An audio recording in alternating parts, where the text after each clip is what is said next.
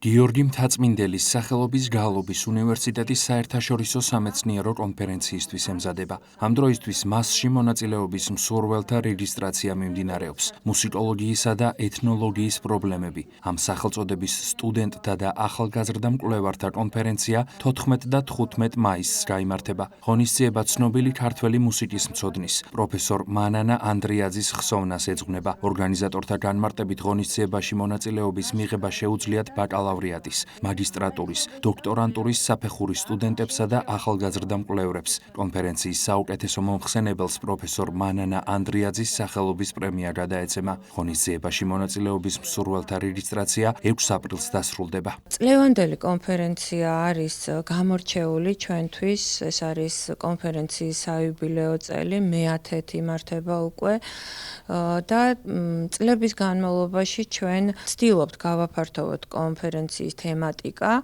ასევე მონაწილეთა რაოდენობა და გეოგრაფიული არეალიც. შარშან პირველად კონფერენციამ შეიძინა საერთაშორისო სტატუსი და წელს უცხო ქვეყნის მონაწილეების რიცხვმა იმატა. ევროპის რეგიონიდანაც ჩვენი მეზობელი ქვეყნებიდან გამოხატეს სურვილი და ისინი ფიზიკურად ადგილზე ჩამოვლენ, დაესწრებიან და წარმოადგენენ საკუთარი მუსიკალური ტრადიციების შესახებ მუსიკოლოგიურ კვლევებს.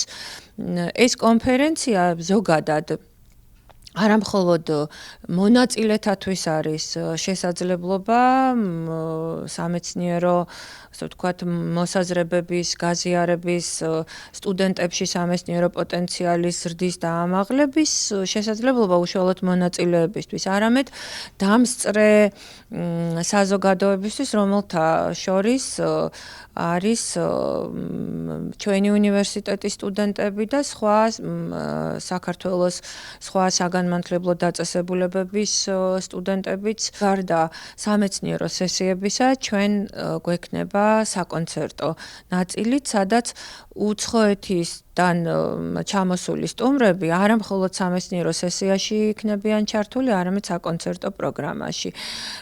ძალიან საინტერესო ავთენტური შემსრულებელთა ჯგუფი იტალიიდან გეგმავს ჩამოსვლას და ვფიქრობთ, რომ არა მხოლოდ სამეცნიერო ნაწილი იქნება ამ თვალსაზრისით მდიდარი ქართველ მონაწილეებთან ერთად, არამედ საკონცერტო ნაწილიც. ასეთი ღონისძიებები აღვივებს სამეცნიერო ინტერესს და განსაკუთრებით თემატიკა, რომელიც უკავშირდება ქართულ ტრადიციულ მუსიკას, ქართულ პროფესიული სამუსიკო სკოლის კანონზომიერებების შესწავლას და სტუდენტები, რომლებიც ჩვენი უნივერსიტეტის სტუდენტები საგანმანათლებლო პროგრამის ფარგლებში ეუფლებიან თეორიულ, ისტორიულ საკითხებს, აი ასეთ კონფერენციებზე დასწრებისას მათში ვფიქრობთ, რომ უფრო მეტად გაღვივდება სამეცნიერო ინტერესი, რაც ხელს შეუწყობს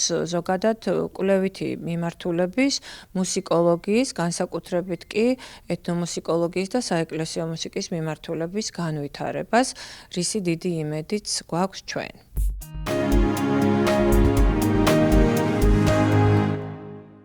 ლონდონის წიგნის ბაზრობის ფარგლებში საქართველოს ეროვნულ სტენდზე გამართული ღონისძიება მიეძღვნა ქართველი მხატვრის, პოეტის, ესეისტისა და არტ კრიტიკოსის კარლო კაჭარავას შემოქმედებას. აღსანიშნავია, რომ საქართველოს კულტურის სამინისტროს მხარდაჭერით მწერალთა სახლი 2026 წლის ლონდონის წიგნის ბაზრობაზე ეროვნული სტენდით და ლიტერატურული პროგრამით არის წარმოდგენილი. 2 დღის მანძილზე იმართება არაერთი მნიშვნელოვანი შეხვედრა ბაზრობის მონაწილე ქვეყნების გამომცემლობებთან და გამავრცელებლებთან. კარლო კაჭარავას პანელი, რომელიც ეძღვნება მის ორენოვან კრებულს, ეს არის ქართულად და ინგლისურად წარმოდგენილი კრებულში ტექსტები, ეს არის მისი პოეზია, მისი დღიურები, ჩანახატები, სკეჩები დღიურებიდან და ძალიან საინტერესო, ასე ვთქვათ, კომბინაცია, კომპილაცია გამოვიდა ამ ვიზუალური მხარეც, პოეზიაც, პროზაც, დღიურებიც და აი ამას ეძღვნება ეს პანელი.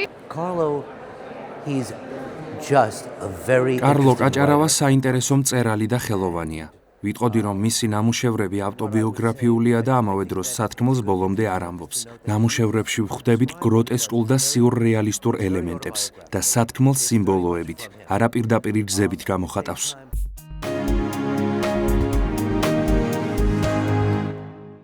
წიგნის კითხვა ინფორმაციის უკეთ აღქმასა და დამახსოვრებაში ეხმარება ადამიანს. ამ დასკვნამდე სპეციალისტები კვლევის შემდეგ მივიდნენ. დაკვირვებას ნეირომეცნიერები და განათლების სფეროს მკვლევრები აწარმოებდნენ. კვლევა ამერიკის შეერთებულ შტატებში ჩატარდა.